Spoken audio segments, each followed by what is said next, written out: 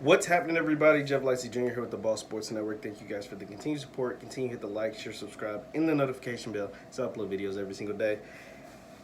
So it looks like the Big Ten might actually have football this fall. According to a lot of reports, I'm reading CBS Sports right here, and it says that the presidents and the chancellors of the conference met on Sunday. They'll meet again today, which is Monday, the 14th, and it looks like another vote will take place because apparently they've found some sort of fast reacting, quick, fast, in a hurry COVID test that they would like to implement. And if it looks like, they may have another vote to restart the season. Now, this comes after a lot of pressure from players, coaches, the President of the United States, and just fans everywhere and parents. Just everybody has put the pressure on the Big Ten because mainly because we've seen every other conference. Now, the SEC doesn't play for another couple weeks, but we've seen every other conference either play football games, schedule football games, or they plan on playing football games no matter what the circumstance. Now, we've seen games get postponed, whether it's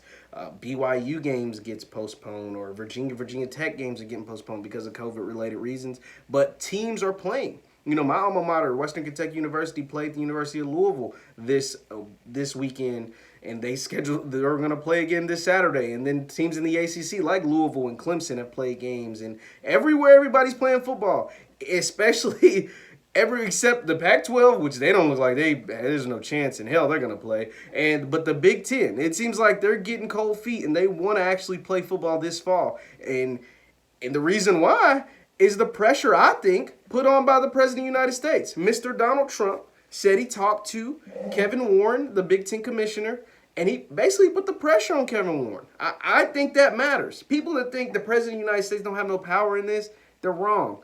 He has some power in this. And he put the pressure on Kevin Warren, and now I think that's heating up. And obviously, the COVID is a real thing, right?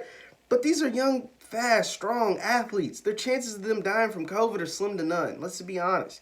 And the fact that all these other teams, 3 out of the 5 power conferences are playing, and others, that are non-power 5 conferences are playing football. And then if you look at the state of Ohio, where Ohio State's not playing, but Cincinnati's playing. Moeller, which is a high school, is playing. You know what I mean? Like, everybody's playing at all levels except the biggest brand in the state, Ohio State.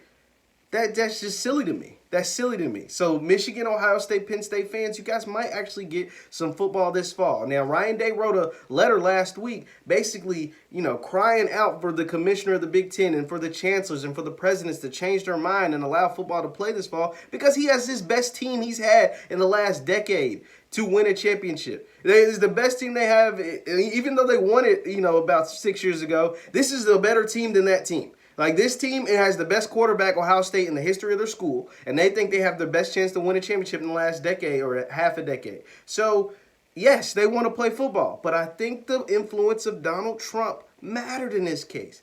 In the past, I've said, this was all political, and I think it was. To a certain extent, I think a lot of it was political. A lot of those states that occupy Big Ten and Pac-12 schools are liberal states, and liberal states don't like Donald Trump. Liberals don't like Trump. Trump don't like liberals. It is what it is, So I think part of them, now obviously the COVID is out there.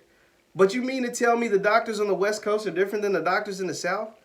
The doctors in the West Coast just, there's no way they're able to play football, but some reason these doctors in, Kentucky and Florida and all these other states say it's all good? That don't make sense to me.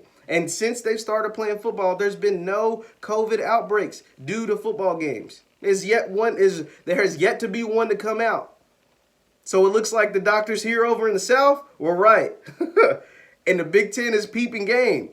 And the fact that they have a team that could win the national championship and all the money that brings to that school, that university, and that conference is making them reevaluate. And the fact that they have President Donald Trump putting the pressure on them, it's making them reevaluate. This is a win. If the Big Ten comes out and plays football, they revote and they are able to play football this fall. And even realistically, that spring football didn't make any sense. It was not realistic at all. Let's all be honest. You can't play 2 football seasons in 1 calendar year. It didn't make any sense. So the fact that the Big Ten may play football this fall, this could be a huge win for the Trump administration.